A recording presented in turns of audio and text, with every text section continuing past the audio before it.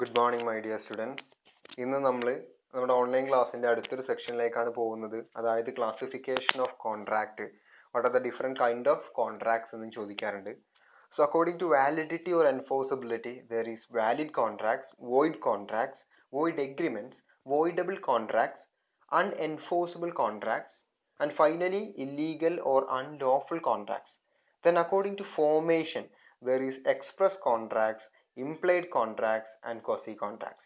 Then finally, according to performance, there is executor contracts, executory contracts, and third one unilateral or one-side contracts, and fourth one bilateral contracts. അപ്പോൾ എന്തൊക്കെയാണ് ഈ കോൺട്രാക്റ്റിൻ്റെ പ്രത്യേകതകൾ, അല്ലെങ്കിൽ എന്തൊക്കെയാണ് what are the different kind of contracts എന്നുള്ളതാണ് ഈ ഒരു ക്ലാസ്സിൽ നമ്മൾ ഡിസ്കസ് ചെയ്യാൻ പോകുന്നത്.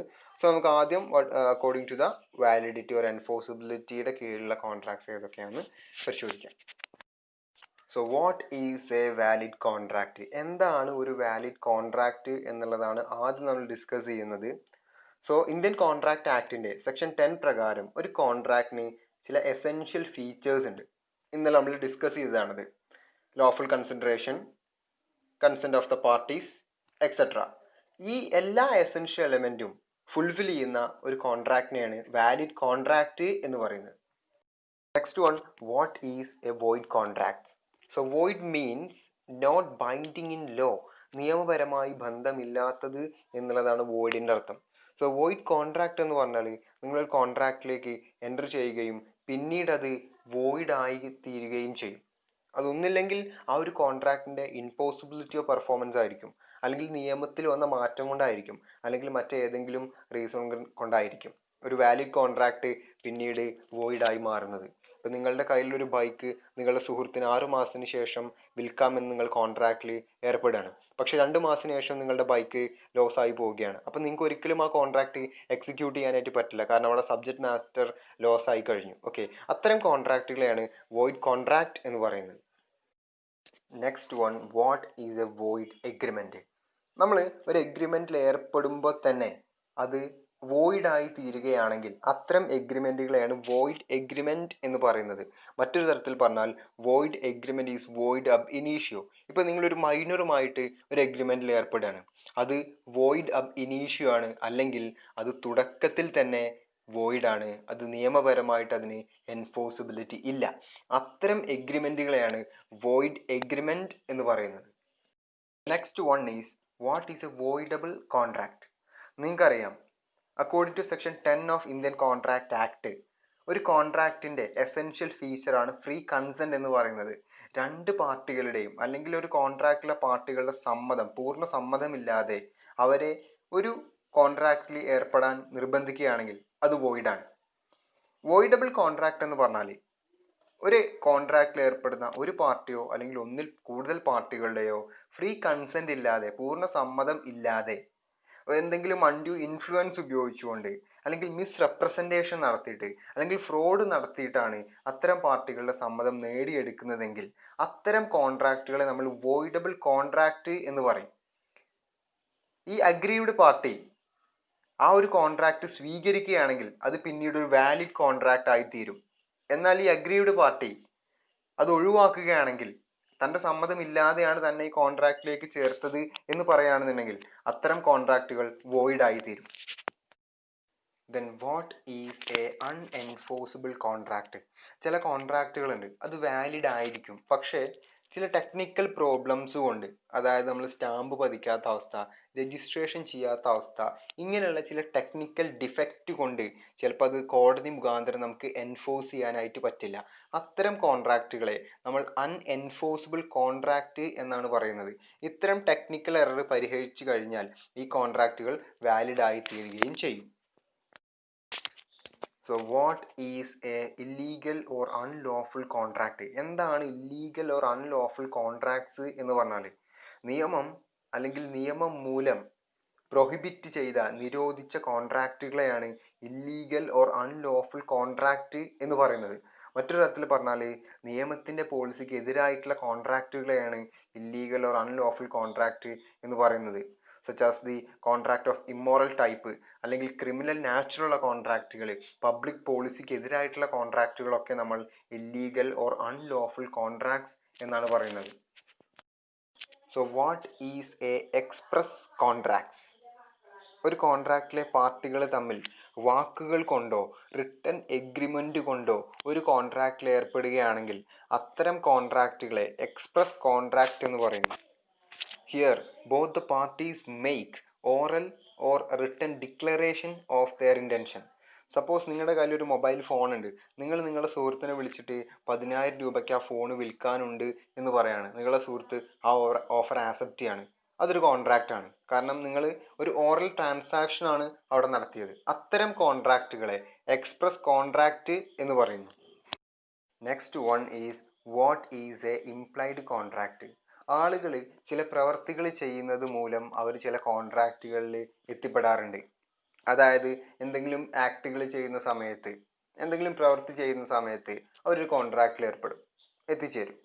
ഇപ്പോൾ നിങ്ങൾ പാലക്കാട് നിന്ന് കോഴിക്കോടിലേക്ക് ട്രാവൽ ചെയ്യുകയാണെന്ന് വിചാരിക്കുക. നിങ്ങൾ ആ ബസ് ജീവനക്കാരന് നിങ്ങൾ ഫെയർ കൊടുക്കും. അതേപോലെ അവൻ നിങ്ങളെ പാലക്കാട് നിന്ന് കോഴിക്കോട്ടേക്ക് എത്തിക്കുകയും ചെയ്യും. ഓക്കെ, അവിടെ നിങ്ങളുടെ പ്രവൃത്തി മൂലമാണ് എന്ത് ചെയ്യുന്നത്, നിങ്ങളും ആ ബസ് ജീവനക്കാരും തമ്മിൽ എന്ത് ചെയ്യുന്നത്, ഒരു കോൺട്രാക്റ്റിൽ ഏർപ്പെടുന്നത്. ഇങ്ങനെ സംഭവിക്കാറുണ്ട് ചില സിറ്റുവേഷനിൽ. അത്തരം കോൺട്രാക്റ്റുകളെയാണ് ഇംപ്ലൈഡ് കോൺട്രാക്ട്സ് എന്ന് പറയുന്നത്. So next one is what is A quasi contract? നിയമം മൂലം നമ്മളൊരു കോൺട്രാക്റ്റിൽ എത്തിപ്പെടുകയാണെങ്കിൽ അതിനെ ക്വാസി കോൺട്രാക്റ്റ് എന്ന് പറയും. ഇവിടെ കോൺട്രാക്റ്റിൽ ഏർപ്പെടുന്ന പാർട്ടികൾക്ക് ഒരു കോൺട്രാക്റ്റ് ഫോം ചെയ്യണമെന്നോ അല്ലെങ്കിൽ തങ്ങളുടെ അവകാശങ്ങൾ എടുത്തു കാട്ടണമെന്നോ അല്ലെങ്കിൽ എന്തെങ്കിലും സാധനം കിട്ടണമെന്നോ കൺസിഡറേഷനും കിട്ടണമെന്നോ ഇങ്ങനെ തരത്തിലുള്ള ഒരു ഇൻറ്റൻഷനും ഉണ്ടാവില്ല. നിയമം മൂലം അവരൊരു കോൺട്രാക്റ്റിൽ എത്തിച്ചേരും. സപ്പോസ് നിങ്ങൾ വഴിയിലൂടെ നടന്നു പോകുന്ന സമയത്ത് നിങ്ങൾക്ക് ഒരു പേഴ്സ് കളഞ്ഞു കിട്ടി. ആ പേഴ്സ് കളഞ്ഞു കിട്ടിയാൽ അതതിൻ്റെ ഉടമസ്ഥനെ ഏൽപ്പിക്കാനുള്ള ഉത്തരവാദിത്വം നിങ്ങൾക്കുണ്ട്. ആ പേഴ്സ് നഷ്ടപ്പെട്ട ആൾക്ക് അത് തിരിച്ചു കിട്ടാനുള്ള അവകാശവുമുണ്ട്. അപ്പം നിയമം മൂലം നിങ്ങളൊരു കോൺട്രാക്റ്റിൽ ഏർപ്പെട്ടിരിക്കുകയാണ്. അതായത് പേഴ്സ് നഷ്ടപ്പെട്ട ആളുമായിട്ട് നിങ്ങളൊരു കോൺട്രാക്റ്റിലാണ്, അത് തിരിച്ചേൽപ്പിക്കാനുള്ള ഒരു കോൺട്രാക്റ്റിലാണ് നിങ്ങൾ ഏർപ്പെട്ടിരിക്കുന്നത്.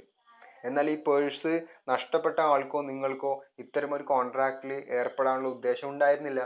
പക്ഷെ നിയമം നിങ്ങൾ എന്ത് ചെയ്തു, ഒരു കോൺട്രാക്റ്റിൽ ഏർപ്പെടുത്തി. ഇത്തരം കോൺട്രാക്റ്റുകളെയാണ് ക്വാസി കോൺട്രാക്ട്സ് എന്ന് പറയുന്നത്. So according to performance, the first type of contract is executed contracts.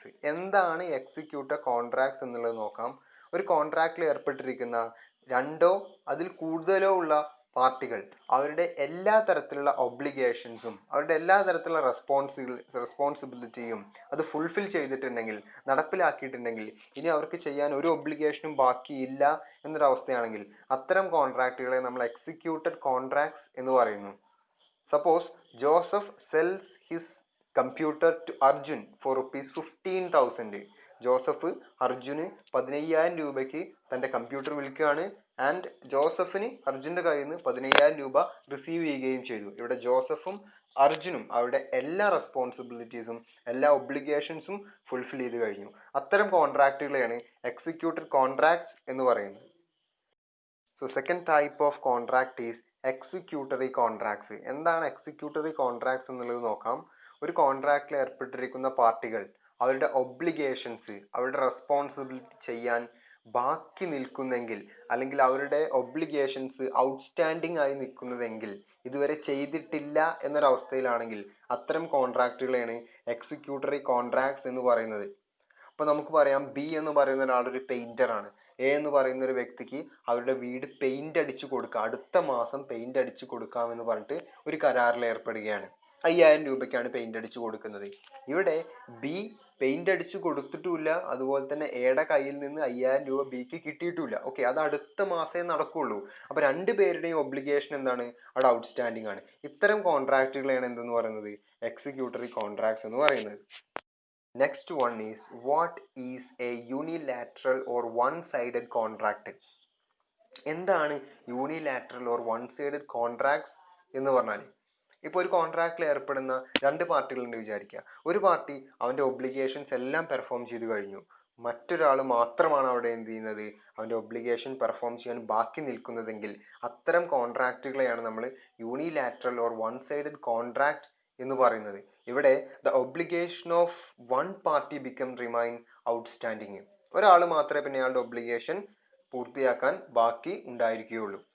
ഇപ്പോൾ നമ്മൾ ചില കൺസ്ട്രക്ഷൻ വർക്കുകളൊക്കെ കണ്ടിട്ടുണ്ടല്ലേ, അതായത് വീടിൻ്റെ കൺസ്ട്രക്ഷൻ വർക്കുകളൊക്കെ. ആ വീടിൻ്റെ കൺസ്ട്രക്ഷൻ വർക്ക് കംപ്ലീറ്റ് ആയതിനു ശേഷം മാത്രമാണ് എന്ത് ചെയ്യുന്നത്, നമ്മൾ അതിൻ്റെ ഓണർക്ക്, അത് ആരാണോ കൺസ്ട്രക്ഷൻ്റെ ഓണർ അദ്ദേഹത്തിന് എന്ത് ചെയ്യുന്നത്, വീടിൻ്റെ ഓണർ പൈസ കൊടുക്കുകയുള്ളൂ. അപ്പോൾ കൺസ്ട്രക്ഷൻ നടത്തുന്ന ആളുടെ ഒബ്ലിഗേഷൻസ് കംപ്ലീറ്റ് ചെയ്ത് കഴിഞ്ഞിട്ടുണ്ട്. ഇനി ഇവിടെ ഹൗസ് ഓണർ എന്ത് ചെയ്യണം, അവൻ്റെ ഒബ്ലിഗേഷൻ ചെയ്യാൻ ബാക്കിയുണ്ട്. ഓക്കെ, അപ്പോൾ അത്തരം കോൺട്രാക്റ്റുകളെയാണ് നമ്മൾ unilateral or one sided contracts എന്ന് പറയുന്നത്. So final type of contract ആണ് what is a bilateral contract എന്ന് പറയുന്നത്. അപ്പോൾ എന്താണ് ബൈലാറ്ററൽ കോൺട്രാക്ട് എന്ന് ചോദിച്ചിട്ടുണ്ടെങ്കിൽ, ഒരു കോൺട്രാക്റ്റിൽ ഏർപ്പെടുന്ന സമയത്ത് രണ്ട് പാർട്ടികളുടെയും ഉത്തരവാദിത്തം, ഒബ്ലിഗേഷൻസ് ചെയ്യാൻ ബാക്കിയുണ്ടെങ്കിൽ അത്തരം കോൺട്രാക്റ്റുകളെ ബൈലാറ്ററൽ കോൺട്രാക്ട്സ് എന്നാണ് പറയുന്നത്. Here the obligation of both the parties are outstanding at the time of the formation of the contract. ഇപ്പോൾ എ അവൻ്റെ ബൈക്ക് ഒരു മാസത്തിന് ശേഷം ബിക്ക് വിൽക്കാം എന്ന് പറയാണ്. അപ്പോൾ ബി പറയാണ് ഞാൻ ഒരു മാസത്തിന് ശേഷം ആ ബൈക്കിൻ്റെ പണം നിനക്ക് തരാം എന്ന് പറയാണ്. ഇവിടെ എയും ബിയും അവരുടെ ഉത്തരവാദിത്തങ്ങൾ, അവരുടെ ഒബ്ലിഗേഷൻസ് ഇതുവരെ ഫുൾഫിൽ ചെയ്തിട്ടില്ല. കാരണം എന്താണ്, ഒരു മാസത്തിന് ശേഷമാണ് ആ കോൺട്രാക്റ്റ് നടക്കുന്നത്. സോ ഇത്തരം കോൺട്രാക്റ്റുകളെയാണ് ബൈലാറ്ററൽ കോൺട്രാക്റ്റ് എന്ന് പറയുന്നത്. The obligations of both parties are outstanding at the time of the formation of the contract.